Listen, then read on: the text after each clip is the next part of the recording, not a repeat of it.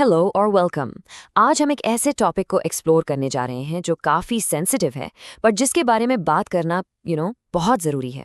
हम समझेंगे कि नार्सिसिस्टिक पेरेंट्स के साथ बड़े होने का हमारी अडल्ट लाइफ पर क्या और कैसा असर पड़ता है। चलिए शुरू करते हैं। तो इस डिस्कशन को शुरू करने से पहले मैं आपसे एक सीधा सा सवाल पूछना चाहती हूँ। क्या आपने कभी ऐसा फील किया है कि आप चाहे कुछ भी कर लो, कितनी भी मेहनत कर लो, एंड ऑफ द डे एक फीलिंग रह जाती है कि मैं काफ़ी नहीं हूँ, you just not good enough? अगर आप इन चीज़ों से रिलेट कर पा रहे हैं, फॉर एग्जाम्पल हर छोटी बड़ी बात के लिए सॉरी बोलना, या जब कुछ अच्छा होने लगता है तो खुद ही उसे खराब कर देना, या फिर ये कांस्टेंट फीलिंग कि आप दूसरों पर एक बोझ हैं, तो आप बिल्कुल सही जगह पर हैं। ये फीलिंग्स बस कहीं से अचानक नहीं आ जाती, इनके पीछे एक वजह होती है। और इस वजह को समझने के लिए ना हमें थोड़ा टाइम में पीछे जाना पड़ेगा, क्योंकि हम आज जो भी फील कर रहे हैं इसकी सारी जड़ें वो हमारे बचपन में हैं। वहीं से सब कुछ शुरू होता है। यहाँ एक बहुत इंपॉर्टेंट कॉन्सेप्ट है, इमोशनल नेग्लेक्ट। इसको समझना थोड़ा ट्रिकी हो सकता है, क्योंकि ये उस बारे में नहीं है जो आपके साथ हुआ, बल्कि उस बारे में है जो आपके साथ कभी हुआ ही नहीं। जब एक बच्चे को इमोशनल सपोर्ट चाहिए, वैलिडेशन चाहिए, या बस ये सुनना है कि मैं तुम्हारे लिए यहाँ हूँ, और वो उसे नहीं मिलता, ये खालीपन छोड़ जाता है। It's an absence, a void. और एक नार्सिसिस्टिक घर में ये इमोशनल निग्लेक्ट एक डिफ़ॉल्ट सेटिंग जैसा हो जाता है। बच्चे बहुत जल्दी सीख जाते हैं कि उनकी अपनी फीलिंग्स, उनकी नीड्स वो उतनी इम्पॉर्टेंट नहीं हैं। पेरेंट का मूड, उनकी डिमांड्स वो सबसे ऊपर हैं। तो घर में शांति बनाए रखने के लिए या थोड़ा सा अटेंशन पाने के लिए बच्चा अपनी असली पहचान को ही दबाना शुरू कर देता है। और अब आते हैं उस हिस्से पर जिसके बारे में लोग अक्सर बात नहीं करते। ये जो बचपन के सर्वाइवल स्किल्स हैं, ये बड़े होने पर गायब नहीं हो जाती। ये एक इनविजिबल लगेज की तरह हमारे साथ चलती हैं और हमारी अडल्ट लाइफ को, हमारे रिलेशनशिप्स को, हमारे करियर को, हर चीज़ को शेप करती हैं। चलो इस लगेज को खोल कर देखते हैं। यम एक ऐसी कंडीशन पर ले आता है जिसे CPTSD यानी कॉम्प्लेक्स PTSD कहते हैं। आपने PTSD के बारे में शायद सुना होगा, जो अक्सर एक सिंगल बड़े ट्रॉमेटिक इवेंट के बाद होता है, लाइक एन एक्सीडेंट। लेकिन CPTSD अलग है।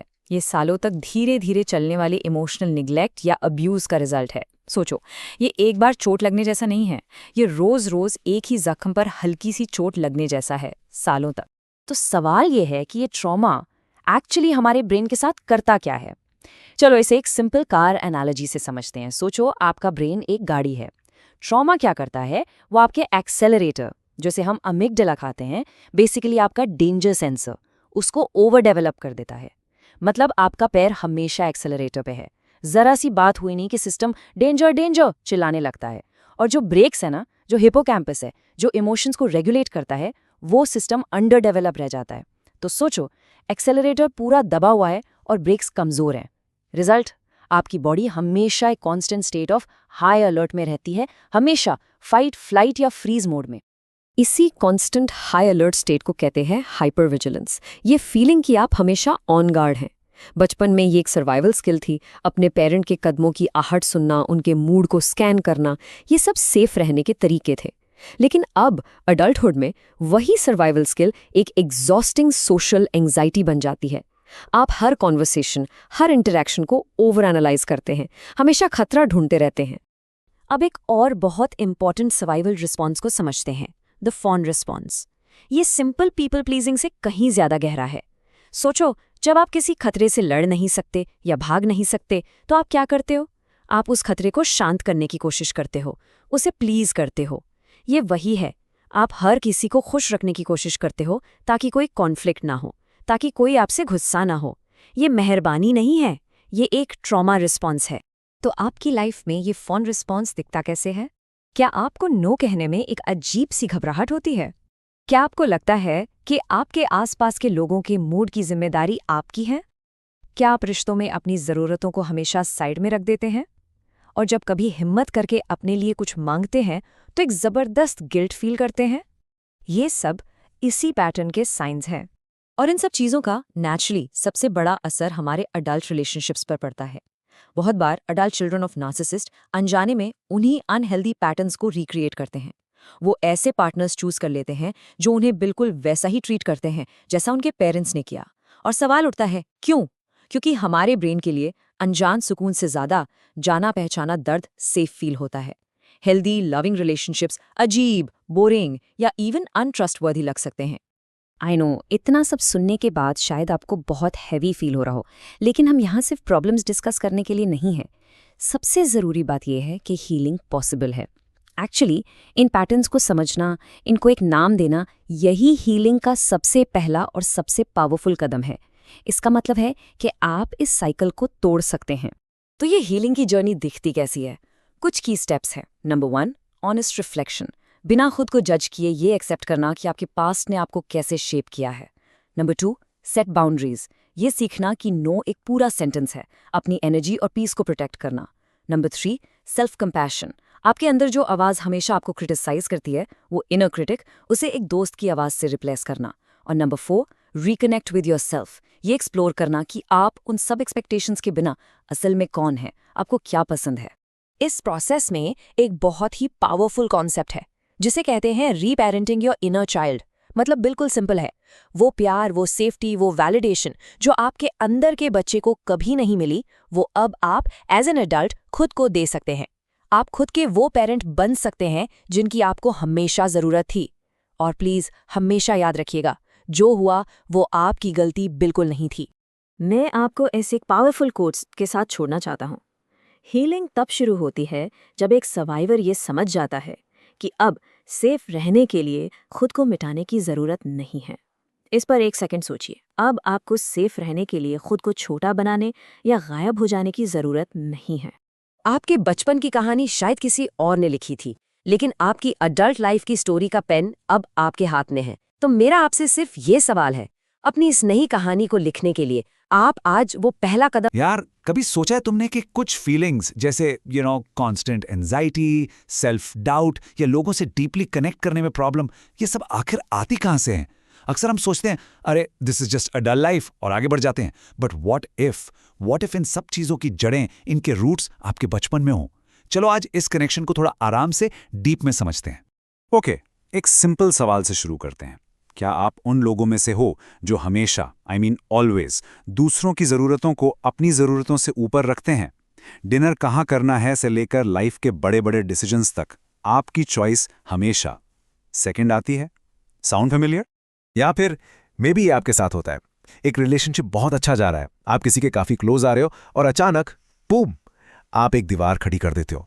You start pushing them away और आपको खुद भी इसका कोई सॉलिड रीज़न नहीं पता होता। और ये नो बोलना, एक छोटा सा 2 लेटर का वर्ड, लेकिन इसको बोलने के बाद आपको ऐसी गिल्ट होती है जैसे आपने कोई बहुत बड़ा क्राइम कर दिया हो। अगर इनमें से कुछ भी आपको अपना सा लग रहा है तो ट्रस्ट मी, आप अकेले नहीं हो और इसके पीछे एक बहुत बहुत गहरा रीज़न हो सकता है। तो इन सब फीलिंग्स के पीछे का रीजन क्या है? वेल, उसके लिए हमें थोड़ा टाइम में पीछे जाना पड़ेगा, आपके बचपन में, जब आपका ब्रेन डेवलप हो रहा था। ये सारे पैटर्न्स इसलिए डेवलप होते हैं क्योंकि आपका ब्रेन एक कांस्टेंट सर्वाइवल मोड में रहना सीख गया था। And look, the most important thing to remember is this, ये आपकी गलती नहीं है, नॉट एट ऑल। ये आपके यंग ब्रेन का एक ब्रिलियंट तरीका था एक मुश्किल, इमोशनली अनसेफ एनवायरनमेंट में सर्वाइव करने का। ये एक स्ट्रैटेजी थी, उस वक्त एक ज़रूरत थी। इसको ना एक्सपर्ट्स कॉम्प्लेक्स पीटीएसडी यानी सीपीटीएसडी कहते हैं।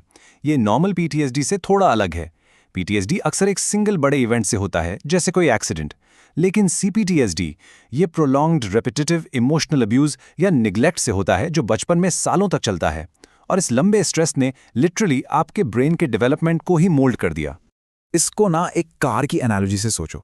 लगातार स्ट्रेस की वजह से आपके ब्रेन का डेंजर डिटेक्टर, जिसे अमिगडाला कहते हैं, वो ओवर डेवलप हो जाता है। ये आपकी कार का एक्सेलरेटर है जो हमेशा फुल स्पीड पर दबा हुआ है, इसलिए आप हमेशा ऑन एज रहते हो। दूसरी तरफ हिप्पोकैम्पस, जो इमोशंस को रेगुलेट करता है, वो अंडर डेवलप्ड रह जाता है। ये आपके ब्रेक्स हैं। सोचो, आपके पास एक सुपर सेंसिटिव एक्सेलरेटर है लेकिन ब्रेक्स बहुत कमज़ोर हैं, इसलिए एक बार ट्रिगर होने के बाद शांत होना इतना मुश्किल लगता है। बेसिकली आपका ब्रेन एक ऐसी लड़ाई के लिए वायर हो गया है जो अब खत्म हो चुकी है। तो इस ब्रेन वायरिंग का सबसे पहला और सबसे बड़ा असर कहाँ पड़ता है? आपकी रिलेशनशिप्स पर, स्पेसिफिकली ट्रस्ट पर।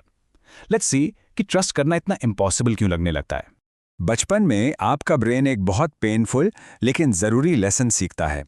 जिन लोगों को आपको सबसे ज़्यादा प्यार और सेफ्टी देनी चाहिए थी, आपके पेरेंट्स या केयर गिवर्स, शायद उन्हीं से आपको सबसे ज़्यादा चोट पहुंची।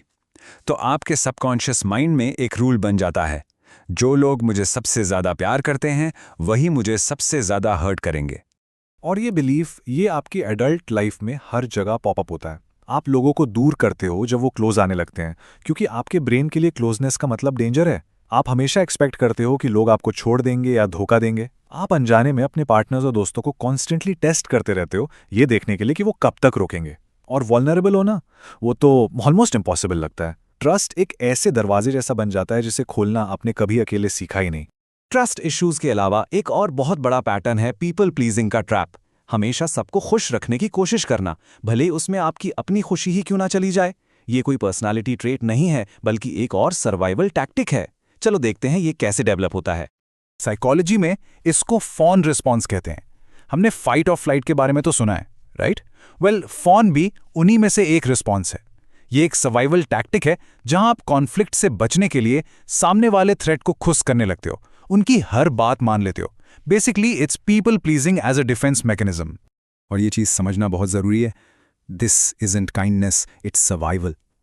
ये आपकी नेचुरल काइंडनेस नहीं है, ये एक सीखा हुआ सर्वाइवल स्किल है।